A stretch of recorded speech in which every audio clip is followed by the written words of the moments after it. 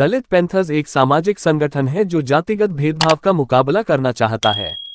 इसका नेतृत्व राजा ढाले, नामदेव धसाल और जेवी पवार सहित महार लेखकों और कवियों के एक समूह ने 1972 के दूसरे और तीसरे सेमेस्टर के बीच कुछ समय में किया था। इसकी स्थापना 25वें स्वतंत्रता दिवस समारोह के दौरान दलित युवाओं में बढ़ते असंतोष की प्रतिक्रिया के रूप में की गई थी। संयुक्त राज्य अमेरिका में ब्लैक पैंथर आंदोलन से प्रेरित होकर कवि लेखक जेवी पवार और नामदेव धसाल ने दलित पैंथर्स की स्थापना की और स्वतंत्रता दिवस के जश्न का बहिष्कार करने का आग्रह किया और इसे ब्लैक इंडिपेंडेंस डे करार दिया। आंदोलन का उत्कर्ष 1970 के दशक से 1980 के दशक तक चला और बाद में इसमें कई दलित बौद्ध कार्यकर्ता शामिल हुए। दलित पैंथर्स के गठन की पृष्ठभूमि महाराष्ट्र में विभिन्न सामाजिक राजनीतिक घटनाक्रमों द्वारा तैयार की गई थी। 1967 में पहली गैर कांग्रेसी राज्य सरकारें स्थापित हुईं और वैश्विक युवा राजनीतिक आंदोलनों ने गति पकड़ी। महाराष्ट्र में युवक क्रांति दल का गठन किया गया था और 1956 में दलितों का बौद्ध धर्म में बड़े पैमाने पर धर्मांतरण हुआ था। इस अवधि में दादा साहेब गायकवाड़ के नेतृत्व में एक महत्वपूर्ण भूमि अधिकार आंदोलन और 1960 के दशक के अंत में धर्मांतरित बौद्धों को आरक्षण लाभ का विस्तार भी देखा गया। साहित्यकार जेवी पवार पहली बार 6 दिसंबर 1956 को बी.आर. अम्बेडकर की मृत्यु के समय दलितों के साथ भेदभाव के खिलाफ सक्रियता में रुचि रखने लगे थे। अम्बेडकर के काम से स्तब्ध वे कवि नामदेव धसाल के साथ मिलकर आलोचनात्मक लेख लिखने के लिए प्रेरित हुए। 1971 तक पवार और धसाल का दलित प्रश्न पर ध्यान और बढ़ गया जब तत्कालीन प्रधानमंत्री इंदिरा गांधी द्वारा एक विशेष समिति ने दलितों के खिलाफ अत्याचारों की रिपोर्ट दी और 2 दलित महिलाओं को महाराष्ट्र के एक गांव में नग्न घूमने के लिए मजबूर किया गया था। 1972 के मध्य तक अम्बेडकरवादी Republican Party of India (RPI) के गुटों में विभाजित होने के परिणामस्वरूप दलित राजनीति में एक शून्य पैदा हो गया था। लिटिल मैगजीन आंदोलन और फलते फूलते दलित साहित्य से प्रेरित होकर पवार और धसाल ने दलित पैंथर्स की शुरुआत की। सभी स्थापित पार्टियों से अलग होने की उम्मीद में दलित पैंथर्स की स्थापना महारों के अनुसूचित जाति समुदाय के साथ अपने सामाजिक आधार के रूप में हुई। दलित पैंथर्स काफी हद तक ब्लैक पैंथर पार्टी से प्रेरित थे, जो एक समाजवादी राजनीतिक पार्टी थी जो संयुक्त राज्य अमेरिका में नागरिक अधिकार आंदोलन के दौरान अफ्रीकी अमेरिकियों के खिलाफ नस्लीय और आर्थिक भेदभाव का मुकाबला करना चाहती थी, जो 20वीं शताब्दी के मध्य में हुआ था। इस वजह से उन्होंने ब्लैक पैंथर की संगठनात्मक संरचना और रणनीतियों को अपनाया, साथ ही अफ्रीकी अमेरिकी साहित्य से भी प्रभावित हुए। दलित पैंथर्स की पहली सार्वजनिक बैठक के दौरान पवार ने दलितों के प्रति अनुचित कानूनों के बारे में ढाले के एक विचार ब्लैक इंडिपेंडेंस डे से प्रभावित होने के बाद लेखक राजा ढाले को भाषण देने के लिए आमंत्रित किया। ढाले के भाषण की सराहना की गई और पवार ने उन्हें पैंथर्स में शामिल होने के लिए आमंत्रित किया, जिस पर उन्होंने तुरंत सहमति व्यक्त की। दलित पैंथर्स की स्थापना से पहले हिंदू राष्ट्रवादी राजनीतिक पार्टी शिवसेना महाराष्ट्रियन युवाओं के बीच सबसे प्रभावशाली संगठन थी। खासकर मुंबई के वली इलाके में सेना ने दलित और गैर दलित दोनों युवाओं को प्रभावित किया, जिन्होंने अपने निम्न वर्ग की स्थिति से एकजुट होकर गिरोह बनाए, जिन्हें चुनावों में समर्थन के लिए सेना द्वारा जुटाया गया था। हालांकि पैंथर्स के गठन से दलितों के बीच सेना के लिए समर्थन में गिरावट आए और अंततः दोनों समूहों के बीच संघर्ष हुआ। सेना के पक्षधरों ने कहा कि दलित पैंथर्स जाति के मुद्दों को उठाकर महाराष्ट्रीयन एकता को कमजोर कर रहे हैं, जबकि पैंथर्स का प्रतिवाद ये था कि सेना केवल उच्च जाति के व्यक्तियों का प्रतिनिधित्व करती है। जनवरी 1974 में शिवसेना और आरपीआई दोनों नेताओं के विरोध में, जो कांग्रेस उम्मीदवार रामराव आदिक का समर्थन कर रहे थे, उन्होंने दक्षिण मध्य बॉम्बे निर्वाचन क्षेत्र से लोकसभा और महाराष्ट्र विधानसभा के लिए उपचुनाव का बहिष्कार करने का आह्वान किया। ये 2 जनवरी को बुलाए गए महाराष्ट्र बंद दिवस शटडाउन महाराष्ट्र के संदर्भ में हुआ, जिसका नेतृत्व भारतीय कम्युनिस्ट पार्टी (सीपीआई) ने किया और पैंथर्स सहित कुछ विपक्षी दलों ने इसका समर्थन किया। उन्होंने पहले सीपीआई के नेतृत्व वाली मिल मजदूरों की हड़ताल का समर्थन किया था और पवार के अनुसार उन्होंने सीपीआई की रोजा देशपांडे की जीत की कामना की। उसी वर्ष संगठन पर नागरिकों, ज्यादातर शिवसेना के समर्थकों द्वारा हमला किया गया था और जनवरी में कम से कम 2 मौकों पर पुलिस द्वारा भी हमला किया गया था। उस महीने की 5वीं तारीख को वली में दलित पैंथर्स की एक बैठक पर पत्थरों से हमला किया गया था और पुलिस ने लाठीचार्ज किया और 19 लोगों को गिरफ्तार किया। 5 दिन बाद पुलिस ने बीडीडी चौल हिंसा मामले में अनुसूचित जाति के लोगों के खिलाफ पुलिस की बर्बरता और पक्षपातपूर्ण रवैये के खिलाफ एक मार्च के दौरान दलित पैंथर्स के 4 महत्वपूर्ण नेताओं को गिरफ्तार किया। वली दंगों के रूप में जाने जाने वाले दौरान दलित पैंथर्स के सदस्य भागवत जाधव की रैली में एक अपार्टमेंट से फेंके गए एक पत्थर से मौत हो गई थी। संगठन का उत्कर्ष काल 1977 तक चला।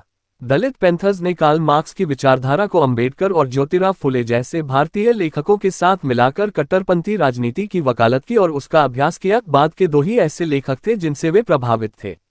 इस प्रकार उन्होंने वर्ग संघर्ष के विचार को अपनाया, अपनी आलोचना को उच्च जाति के पूंजीपतियों और दलितों पर अत्याचार करने वालों की ओर निर्देशित किया। उन्होंने जरूरत पड़ने पर हिंसक रणनीतियों के इस्तेमाल का खुलकर बचाव किया और इस बात की पुष्टि की कि दलितों की मुक्ति को पूरा करने के लिए एक संपूर्ण क्रांति की जरूरत है। तदनुसार 1973 में प्रकाशित उनके घोषणापत्र में निम्नलिखित लिखा था, हमें ब्राह्मण गली में एक छोटी सी जगह नहीं चाहिए। हम पूरे देश पर शासन चाहते हैं। हम व्यक्तियों को नहीं बल्कि प्रणालियों और हृदय परिवर्तन को देख रहे हैं। उदार शिक्षा हमारे शोषण की स्थिति को समाप्त नहीं करेगी। जब हम एक क्रांतिकारी जनसमूह को इकट्ठा करेंगे, लोगों को संघर्ष से बाहर निकालेंगे, तो विशाल जनसमूह क्रांति की ज्वार की लहर बन जाएगा। सत्यनारायण और थारू के अनुसार उनका घोषणापत्र अम्बेडकरवादी भावना को व्यापक मार्क्सवादी ढांचे में फिट करता है और स्वतंत्रता के बाद के भारत में एक स्वायत्त दलित परिप्रेक्ष्य के उदय की घोषणा करता है। दलित पैंथर्स के संस्थापक सदस्यों के भीतर विशेष रूप से नामदेव धसाल, बाबूराव बागुल और राजा ढाले के बीच भिन्न वैचारिक दृष्टिकोण उभरे। धसाल द्वारा 1972 में घोषणापत्र ज़हीरनामा के जारी होने से मतभेद पैदा हो गए। ढाले ने इस पर पूरी तरह से कम्युनिस्ट एजेंडा होने का आरोप लगाया। हालांकि पैंथर्स ने शिवसेना और बाल ठाकरे को चुनौती देते हुए मुंबई में अपना प्रभाव बढ़ाना जारी रखा। हालांकि उन्होंने 1974 में सीपीआई के देशपांडे का अप्रत्यक्ष रूप से समर्थन किया। पवार ने कहा, अपने नाम और महाराष्ट्र की अनुसूचित जातियों की पार्टी के रूप में आमतौर पर स्वीकार किए जाने के बावजूद संगठन ने केवल दलित आंदोलन बनने की कोशिश नहीं की। इसके बजाय उन्होंने दलित शब्द का इस्तेमाल सभी निचली जाति के समुदायों और सवर्ण हिंदुओं में गरीबों के लिए किया। अपने घोषणापत्र में दलित पैंथर्स ने जाति या समुदाय के बावजूद खुद को सभी शोषित लोगों का रक्षक घोषित किया, अर्थात कृषि श्रमिकों, छोटे किसानों, औद्योगिक श्रमिकों, बेरोजगारों और महिलाओं का हवाला देते हुए। यह इसकी विशिष्ट विशेषता थी, एक कट्टरपंथ जो ये संकेत देता था कि वे सामाजिक और राजनीतिक व्यवस्था को उखाड़ फेंकने के लिए प्रतिबद्ध एक राजनीतिक ताकत थे। इस विशेषता को इकोनॉमिक एंड पॉलिटिकल वीकली के एक टिप्पणीकार ने बॉम्बे और पूना में अन्य वामपंथी समूहों के संपर्क और आरपीआई के प्रति उनकी घृणा के कारण देखा। पारंपरिक संसदीय क्षेत्र पर ध्यान केंद्रित करने के बजाय उनका लक्ष्य प्रदर्शनों, सिट इन और हड़तालों के माध्यम से एक स्वतंत्र जन आधारित राजनीतिक आंदोलन बनाना था।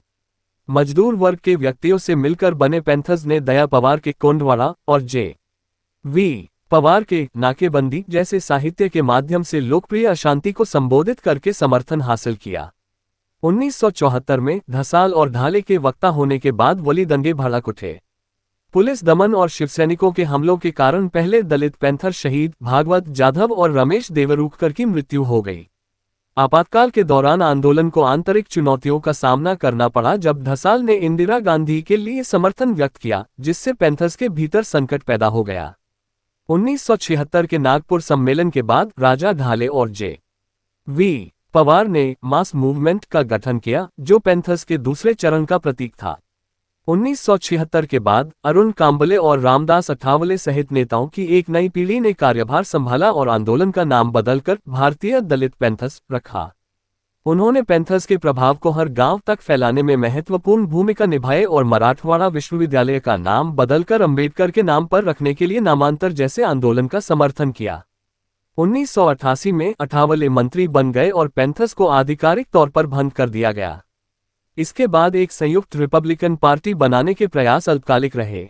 दलित पैंथर्स ने इस बात पर बहस छेड़ दी कि भारतीय समाज के वंचितों के संघर्ष का वैचारिक केंद्र क्या होना चाहिए, बौद्ध धर्म या मार्क्सवाद और जाति या वर्ग।